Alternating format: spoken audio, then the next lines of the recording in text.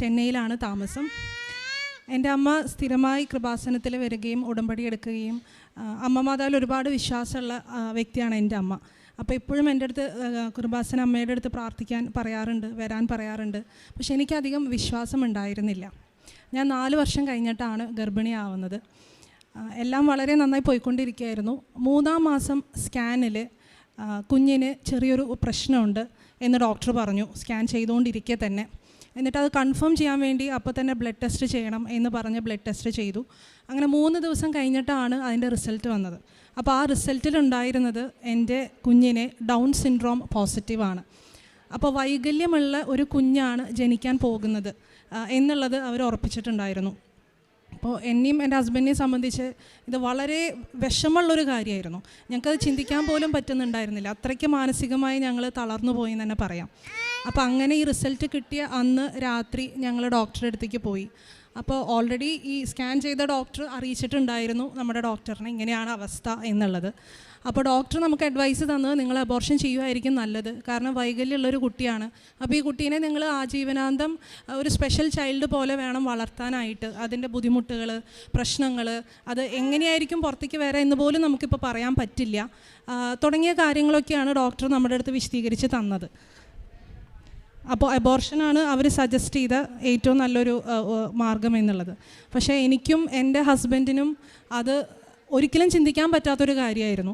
അപ്പോൾ ആ ടേബിളിൽ ഇരുന്നുകൊണ്ട് ആ നിമിഷം തന്നെ ഞാൻ ആദ്യം പറഞ്ഞു, ഞങ്ങൾക്ക് എന്തായാലും അബോർഷൻ ചെയ്യാൻ സാധിക്കില്ല, ഞങ്ങൾ ഒരുപാട് ആഗ്രഹിച്ച് നേടിയൊരു കുഞ്ഞാണ്, ഞങ്ങൾ മുന്നോട്ട് പോവുകയാണ് എന്നുള്ളത്. എൻ്റെ ഹസ്ബൻഡും അതേപോലെ തന്നെ സ്ട്രോങ് ആയി പറഞ്ഞു, ഞങ്ങൾ മുന്നോട്ട് തന്നെയാണ് പോകുന്നതെന്ന്.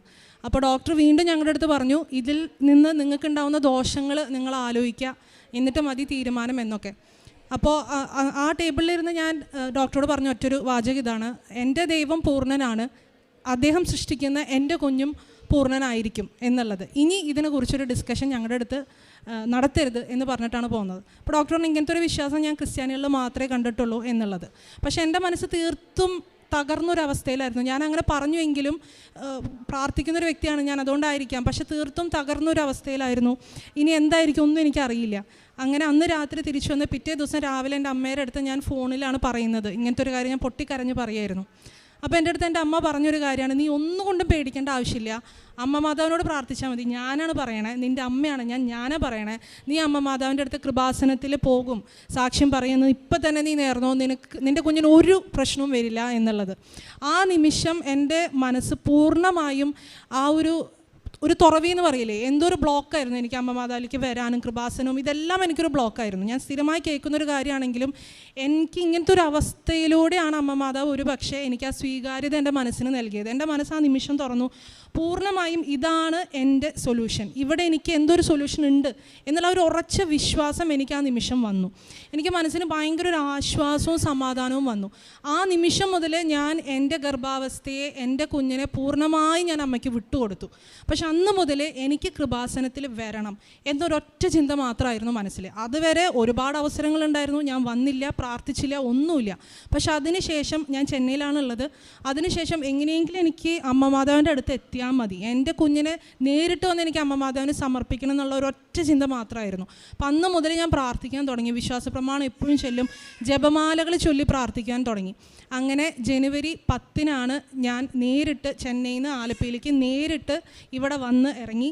ഇവിടെ വന്ന് ജനുവരി 10, 2020 ഞാൻ ഉടമ്പടി എടുത്ത് പ്രാർത്ഥിക്കുന്നത്. ഇതേ സ്ഥലത്ത് അവിടെ ഇരുന്നുകൊണ്ടാണ് ഞാൻ പ്രാർത്ഥിച്ചത്. ഞാനൊന്നും പ്രാർത്ഥിച്ചില്ല, കരച്ചിൽ മാത്രമായിരുന്നു. കരഞ്ഞുകൊണ്ട് മാത്രമാണ് ഞാനിവിടെ ഇരുന്നിരുന്നത്, വേറെ ഒന്നും ഞാൻ പ്രാർത്ഥിച്ചിട്ടില്ല.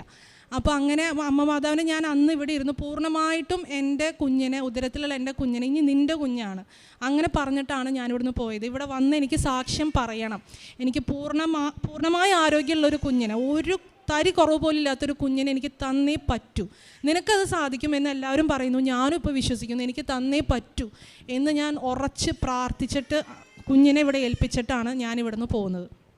അവിടെ നിന്ന് അങ്ങോട്ട് ഈ ഉടമ്പടിയിലുള്ള എല്ലാ കാര്യങ്ങളും കൃത്യമായി തന്നെ നിർവഹിക്കാൻ അമ്മ മാതാവ് എനിക്ക് വലിയ കൃപ തന്നു. അതെൻ്റെ കഴിവല്ല, ഗർഭാവസ്ഥയാണ്. പക്ഷേ എങ്കിലും എനിക്ക് പൂർണ്ണമായി അത് ചെയ്യാൻ സാധിച്ചു. അങ്ങനെ പള്ളിയിലെ എല്ലാ പ്രാവശ്യം കുർബാന കഴിയുമ്പോൾ ഇംഗ്ലീഷ് മാസിന് ഞാൻ പോവും, തമിഴ് മാസിന് ഞാൻ പോവും. അത് കഴിഞ്ഞ് അവിടെ നിന്നിട്ടുള്ള ആൾക്കാരുടെ അടുത്തൊക്കെ ഞാൻ ഈ പേപ്പർ കൊടുക്കായിരുന്നു. എനിക്കിതെല്ലാം വളരെ മടിയുള്ളൊരു കാര്യമായിരുന്നു, എനിക്കിതൊന്നും ഇഷ്ടമല്ലായിരുന്നു പണ്ട്. പക്ഷേ ഇതെല്ലാം എനിക്ക് പൂർണ്ണമായി ചെയ്യാനുള്ള കൃപ അമ്മ മാതാവ് എനിക്ക് തന്നു. എൻ്റെ ഓഫീസിലായാലും ഒരാൾ എൻ്റെ അടുത്തൊരു വിഷമോ സങ്കടമോ പറയുമ്പോൾ ഞാൻ അപ്പോൾ തന്നെ ബാഗിൽ വെച്ചിട്ടുണ്ടായിരുന്നു. ആ ബാഗിൽ അപ്പോൾ തന്നെ ഈ പേപ്പറൊക്കെ എടുത്ത് കൊടുക്കും. ക്രമേണ എനിക്ക് മനസ്സിലായൊരു കാര്യം, ഈ കുഞ്ഞിനേക്കാൾ ഉപരി അമ്മ മാതാവിന് എന്നിലൂടെ ഒരുപാട് പേർക്ക് അമ്മ മാതാവിനെ എത്തിക്കാൻ സാധിക്കും എന്നുള്ള ഒരു തിരിച്ചറിവ് ഈ ഒരു പ്രോസസ്സിലൂടെ എനിക്ക് ലഭിച്ചു.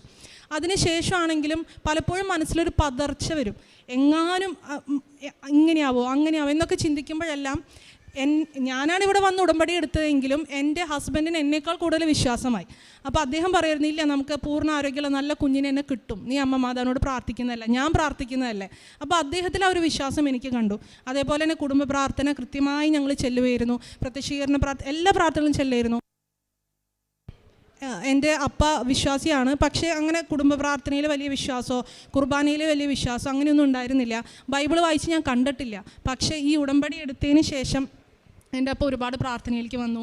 ബൈബിൾ ആദ്യമായിട്ട് വായിക്കുന്നത് ഞാൻ അതിന് ശേഷം കണ്ടു. കൃത്യമായൊരു ചിട്ട, പ്രാർത്ഥനയിലൊരു ചിട്ട ഞങ്ങളുടെ കുടുംബത്തിൽ വന്നു. ഇതെല്ലാം ഞങ്ങളുടെ കുടുംബത്തിലുള്ള ആ ഒരു വിശ്വാസവും ചൈതന്യം എല്ലാം ക്രമേണ കൂടി വന്നു. ഞങ്ങൾക്ക് എല്ലാവർക്കും ആ ഒരു ടെൻഷൻ കുറഞ്ഞു. കാരണം അതിനപ്പുറം വലിയൊരു ശക്തിയുടെ കയ്യിലാണ് എൻ്റെ കുഞ്ഞിനെ ഞാൻ കൊടുത്തിരിക്കുന്നത് എന്ന് തിരിച്ചറിയുമ്പോഴെല്ലാം എനിക്ക് മനസ്സിന് ഭയങ്കര ശാന്തതയായിരുന്നു.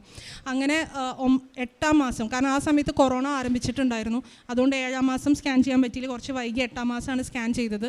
അപ്പോൾ ആ സ്കാനിൽ കുഞ്ഞിൻ്റെ കിഡ്നിക്ക് ഒരു പ്രോബ്ലം ഉണ്ട്, വീർമതയുണ്ട്, ട്യൂബിനും ചെറുതായിട്ട് വീർമതയുണ്ട്. അതുകൊണ്ട് യൂറിൻ പാസ് ചെയ്യുന്ന അവസ്ഥ നമുക്ക് ഒന്നും പറയാൻ പറ്റില്ല. കുഞ്ഞ് പുറത്തേക്ക് വന്നാലേ പറയാൻ പറ്റുള്ളൂ, ഇപ്പോഴത്തേക്കൊന്നും പറയാൻ പറ്റില്ല. എന്നാലും ഞങ്ങൾ പറയുകയാണ് എന്ന് പറഞ്ഞാൽ അതും ഒരു ടെൻഷനായിരുന്നു. അതുപോലെ പ്രസവ സമയത്ത് നമുക്ക് ഹോസ്പിറ്റലിൽ കിട്ടുന്നുണ്ടായിരുന്നില്ല, നാട്ടിൽ വരാനായിരുന്നു പ്ലാൻ. അവിടെയെല്ലാം അമ്മമാരുടെ വലിയൊരു ക്രമീകരണം ഉണ്ടായിരുന്നു. അത് ഞാൻ പറഞ്ഞാൽ എത്രമാത്രം അത് നിങ്ങൾക്ക് മനസ്സിലാവുമെന്ന് എനിക്ക് അറിഞ്ഞുകൂടാ. പക്ഷെ അതിലൂടെ കടന്നു പോയ എനിക്ക് അറിയാം, അത് അമ്മ മാതാവിൻ്റെ കരമാണ് അവിടെയെല്ലാം പ്രവർത്തിച്ചത് എന്നുള്ളത്. ഞാൻ ജോലി കഴിഞ്ഞ് വരുമ്പോഴും സ്ഥിരമായി സാക്ഷ്യങ്ങൾ കാണുമായിരുന്നു. പ്രാർത്ഥിക്കാൻ എപ്പോഴും കരച്ചിലാണ്. അപ്പോൾ കൂടുതൽ ജോലി കഴിഞ്ഞ് വന്നാൽ ജോലിയുടെ ഇടയിലാണെങ്കിലും ഞാൻ എപ്പോഴും സാക്ഷ്യം കേൾക്കുമായിരുന്നു. അപ്പോഴെല്ലാം എനിക്ക് ഫീൽ ചെയ്തൊരു കാര്യം, ഞാനൊരു വിശ്വാസത്തിൽ ഒരു 2 അടി പിന്നിലേക്ക് പോകുമ്പോഴായിരിക്കും അമ്മ മാതാവ് എനിക്ക് ചേർന്ന ഒരു സാക്ഷ്യം എനിക്ക് ഇട്ടുതരും. അപ്പോൾ എൻ്റെ വിശ്വാസം ഒരു 4 മടങ്ങ് വർദ്ധിക്കും. അപ്പോൾ ഈ സാക്ഷ്യങ്ങൾ എന്തിനാ അങ്ങനെയൊക്കെ ഞാൻ ആലോചിച്ചിട്ടുണ്ടായിരുന്നു. അല്ലെങ്കിൽ സാക്ഷ്യം പറയാൻ പോലും എനിക്ക് പറ്റുമെന്ന് പോലും ഞാൻ ആലോചിച്ചിട്ടുണ്ട്. എന്തിനിപ്പോൾ സാക്ഷ്യം പറഞ്ഞിട്ട്, നമുക്ക് നേരിട്ട് പറഞ്ഞാൽ പോരെ എന്നൊക്കെ. പക്ഷേ ഈ ഓരോ സാക്ഷ്യം ഞാൻ ഓഫീസിലിരുന്ന് കേൾക്കുമ്പോൾ വളരെ മനസ്സ് പതറുന്ന സമയത്ത് ഈ ഒരു സാക്ഷ്യം തരുന്ന ഒരു എനർജി, ആ ഒരു വിശ്വാസത്തിൻ്റെ 10 മടങ്ങാണ് എൻ്റെ മനസ്സിൽ വന്ന് നിറയാറ്. അപ്പോൾ തൊട്ട് ഞാൻ ആഗ്രഹിക്കായിരുന്നു എനിക്കിതുപോലൊരു സാക്ഷ്യം പറയണം, ആഗ്രഹിച്ച് സാക്ഷ്യം പറയണം, വെറുതെ അല്ല, ആഗ്രഹിച്ച് സാക്ഷ്യം പറയണം എന്നുള്ളത്. പിന്നെ 9ാം മാസത്തിൽ ഇപ്പോൾ കുട്ടിയുടെ തല തിരിയുന്നില്ല. അപ്പോൾ അവർ പറഞ്ഞു ഇങ്ങനത്തെ കുട്ടികളിൽ അങ്ങനെയൊക്കെ ഉണ്ടായിരിക്കും, തല ചിലപ്പോൾ വലിപ്പം കൂടുതലായിരിക്കും, കാലിന് നീളം കൂടുതലായിരിക്കും. അപ്പോൾ ഇതൊക്കെ ഉള്ളതാണ്. പിന്നെ ത്രൂ ഔട്ട് നമ്മൾ സ്കാനും ഇതിന് ട്രീറ്റ്മെൻറ്റൊക്കെ പോകുമ്പോൾ ഈ ഡോക്ടേഴ്സ് എല്ലാവരും എന്തിനാണ് നിങ്ങളിങ്ങനെ റിസ്ക് എടുത്തത്, ലൈക്ക് നിങ്ങൾക്ക് എന്തിനാണ് അതിൻ്റെ ആവശ്യം, നിങ്ങൾക്ക് അബോർഷൻ ചെയ്താൽ പോരെ എന്നുള്ളൊരു ചോദ്യം എപ്പോഴും ഇവർ ചോദിച്ചുകൊണ്ടിരുന്നിരുന്നു. പക്ഷെ അതെല്ലാം നമുക്കത് ഏശാദിയായി. കാരണം അവിടെയെല്ലാം മാതാവിൻ്റെ വലിയൊരു ശക്തി, ഇടപെടൽ, വിശ്വാസം ഇതെല്ലാം ഉണ്ടായിരുന്നു. അങ്ങനെ ആ ദിവസം എത്തി. എനിക്ക് പൂർണ്ണ ആരോഗ്യമുള്ള, ഒരു തരി കുഴപ്പം പോലും ഇല്ലാത്ത ഏറ്റവും നല്ലൊരു മകനെ എനിക്ക് അമ്മ മാതാവ് തന്ന് അനുഗ്രഹിച്ചു. അപ്പോൾ ഡോക്ടേഴ്സ് അടക്കം പറഞ്ഞു നിങ്ങളുടെ വിശ്വാസമാണ് നിങ്ങളെ രക്ഷിച്ചിരിക്കുന്നത്. ഇങ്ങനത്തെ ഒരു വിശ്വാസം നമ്മൾ കണ്ടിട്ടില്ല. അവരെന്നെ വേറെ പേഷ്യൻസിൻ്റെ അടുത്തൊക്കെ പറഞ്ഞു, അവർ നമ്മുടെ അടുത്ത് വന്ന് സംസാരിക്കുമായിരുന്നു, നിങ്ങൾക്ക് എങ്ങനെ ഇങ്ങനെ ഒരു റിസ്ക് എടുക്കാൻ സാധിച്ചു എന്നൊക്കെ ഉള്ളത്. അപ്പോൾ അത് നമ്മുടെ റിസ്ക് അല്ല, അതെനിക്ക് പൂർണ്ണമായി ബോധ്യമുണ്ട്. ഈ ഒരു കൃപയും അനുഗ്രഹവും എല്ലാം തന്നിട്ടുള്ളത് എനിക്ക് അമ്മ മാതാവാണ്. അപ്പോൾ എനിക്ക് എപ്പോഴും ഞാൻ ആലോചിക്കും എന്തുകൊണ്ട് കൃപാസനം എന്നുള്ളത്. നമ്മളെപ്പോഴും പറയും നമ്മൾ ഹാർഡ് വർക്ക് ചെയ്യണം, എല്ലാത്തിനും നമ്മൾ ഹാർഡ് വർക്ക് കേൾക്കാറുണ്ട്. പക്ഷേ പ്രാർത്ഥനയ്ക്ക് ഒരു ഹാർഡ് വർക്ക് എനിക്കാരും പറഞ്ഞു തന്നിട്ടില്ല. പക്ഷേ ആ ഹാർഡ് വർക്കാണ് കൃപാസനത്തിൽ. നമ്മൾ ഹാർഡ് വർക്ക് ചെയ്ത് തന്നെ പ്രാർത്ഥിക്കണം. ഞാൻ 5:30 നേരത്ത്, രാവിലെ 5:30 നിറവയറായിട്ട് ഞാൻ മുട്ടുകുത്തി ഇന്ന് കൊന്തെത്തിച്ച് പ്രത്യക്ഷീകരണ പ്രാർത്ഥന ചെല്ലുമായിരുന്നു. എനിക്കിപ്പോൾ ഓർമ്മയുണ്ട്, വെയിറ്റ് കാരണം എൻ്റെ 2 മുട്ടും 2 സൈഡിലേക്ക് പോകും, വീണ്ടും നിൽക്കും. പക്ഷെ അതെല്ലാം ഒരു ഹാർഡ് വർക്കാണ്. ആ ഹാർഡ് വർക്കിൻ്റെ വലിയ കൃപയാണ് അമ്മ മാതാവ് എനിക്ക് തന്നത്. എൻ്റെ ഈശോ എനിക്ക് അമ്മ മാതാവിലൂടെ നേടിത്തന്ന വലിയ കൃപയാണ് എൻ്റെ മകൻ. ഞാൻ എൻ്റെ ജീവിതത്തിൽ കണ്ട ഏറ്റവും വലിയ അത്ഭുതമാണ്.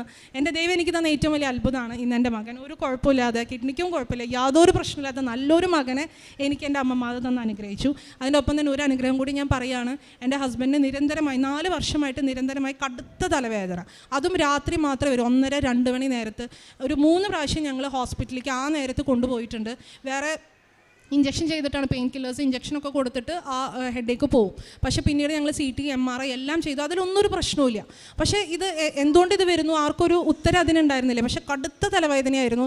ആൾ തലയോണയൊക്കെ ഇങ്ങനെ പൊത്തിപ്പിടിച്ചൊക്കെ കിടക്കുമായിരുന്നു. ഭയങ്കര സങ്കടമായിരുന്നു എനിക്ക്, എന്തുകൊണ്ട് വരുന്നു എന്നറിയില്ല. അപ്പോൾ ഇതേ സമയത്ത് തന്നെ ഞാൻ പ്രഗ്നൻ്റ് ആയിരിക്കും ഇങ്ങനത്തെ ഒരു തലവേദന വന്നപ്പോൾ ഞാൻ ഉടമ്പടി തൈലം അദ്ദേഹത്തിന് നെറ്റിയിൽ വരച്ച് പ്രാർത്ഥിച്ചു. ആദ്യം ഒരു ജപമാല ചൊല്ലി. അപ്പോൾ എനിക്ക് ഉറച്ച വിശ്വാസമാണ് ഈ തലവേദന മാറും എന്നുള്ളത്. ഒരു കൊന്ത ചൊല്ലിക്കഴിഞ്ഞു, രണ്ടാമത്തെ കൊന്ത തുടങ്ങിയപ്പോഴേക്കും അദ്ദേഹം പതുക്കെ ഉറങ്ങി. ഇന്നിപ്പോൾ 2.5 വർഷമായി ഇതേവരെ അദ്ദേഹത്തിന് ആ തലവേദന വീണ്ടും ഉണ്ടായിട്ടില്ല.